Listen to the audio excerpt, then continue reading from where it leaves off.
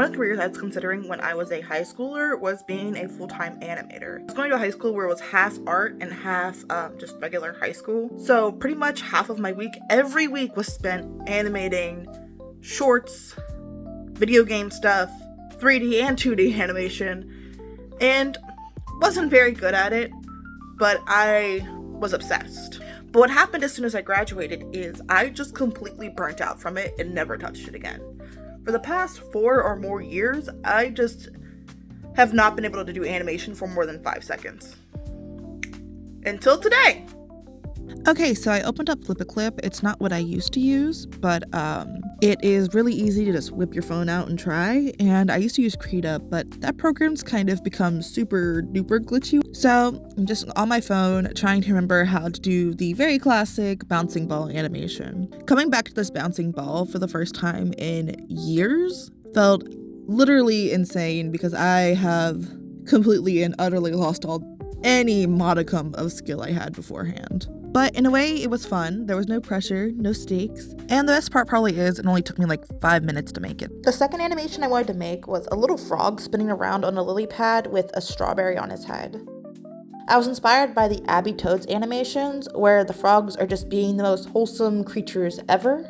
This animation will not look like that. You might actually be able to recognize the specific frog I've drawn here if you've been around my channel for a while, which, let's be honest, you probably haven't. This is the frog that I use most often on my shop. I call him my little burnout frog because if I don't want to draw anything else, I can always draw this freaking frog. Anyway, I started doing a sketch of my spinny boy in red. I remember the animation principles, but I've never really been able to make smooth animations. So I kept fiddling with the frame rate and poses to help it out a bit. And while I drew out each frame, it kind of brought me back to a question I had asked myself back in high school. Do I even like making animations? Because I really like the process of storyboarding and planning an animation, character design, storytelling. The final product makes me overjoyed, but the actual act of animating each individual frame by frame, I don't think so. But I would probably love making animatics. When I finally got frustrated with that, scrubbing through the animation about 100 times, I gave up and started working on the background. At this point, I think I was just getting frustrated and trying to make something that looked good, even though obviously I haven't animated in a very long time. Because to give some context, I was trying to make this background have a really pretty wavy effect, where you could see the ripples of the water getting bigger and like contracting a bit as the animation went through its little spins, but in a kind of loopy way. And I think when that didn't work, I honestly just wanted to give up and take a friggin' nap. I think I've used burnout too much in the span of a 6-minute video, but needless to say, I didn't want to do anymore. I was tired, and I think after I start doing just like the slightest bit of line art, I just give up and didn't touch this animation software at all for like 4 days. Because the water already wasn't moving in the way that I wanted it to. It looked very choppy. And then when I got to the line art, I realized that the frog, every other time I designed him, has a colored line art. When I tried the black, it looked way too harsh. So I was like, I have to do a colored line art. So I thought about doing a colored line art where his body and his mouth and the strawberry and the lily pad all had different colored line art. And then I realized I'd have to go through and switch colors for every single one of my like 6 images. And it made me frustrated. So I just didn't do it all together. And I feel like such a child when I say that I got frustrated by the colors of the line art, so I just quit for 4 days.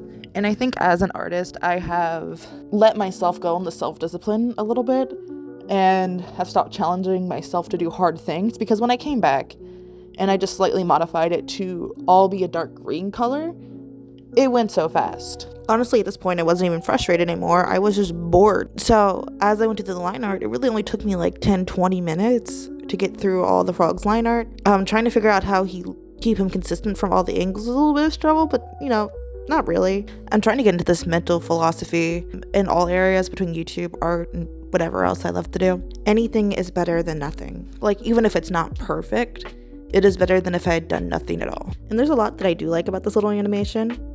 Of course, I like my little frog, but I also like the fact that he has like the cutest little butt if you turn him around, which frogs do factually have. I even tried playing his animation next to the meme of Jack Black singing that Minecraft parody song, and it just made my soul happy. At this point in the animation, I'm wrapping up the line art and just trying to scrub through and see if there's any issues with it.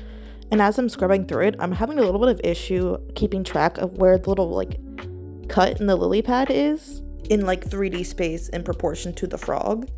Same thing with the strawberry. I'm trying to figure out how the strawberry is shaped in space in relation to the frog, and it's just not going the best. Something that really helped with this was just imagining them as 3 simplistic shapes. So the lily pad as a basic flat plane, the frog as a oval, and the strawberry as a little circle, and then trying to imagine it that way to make it a little bit more consistent.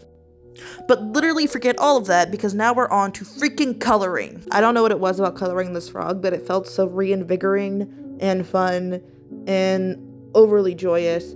Maybe I do like animation kind of feeling, like complete 180 from how I felt doing the sketch and the line art. Like, look at him. He's starting to look cute. He's starting to look very adorable. The colors are going well together, and I didn't have to do them all at once. It was just a really fun time. I did all the coloring on one layer in like one shot.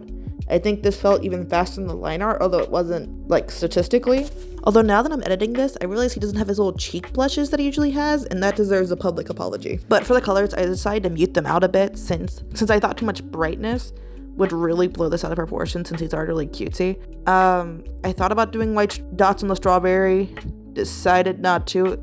I was already taking up so much time on this freaking little frog.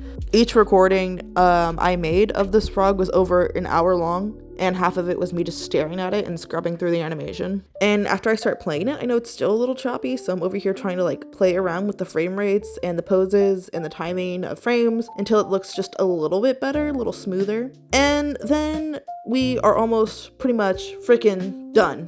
Ha! So finally with me, sit back, relax, and look at the final result. Future Elisa here. I think this frog turned out very, very, very cute, and I'm very happy with him, even if he's not perfect and a little choppy. But I'm never doing this again. That's a lie. I probably will animate something again in the future. Maybe an animatic. Let me know if you'd like to see more of this kind of content in the future. I'm going to bed. I'm exhausted. Bye!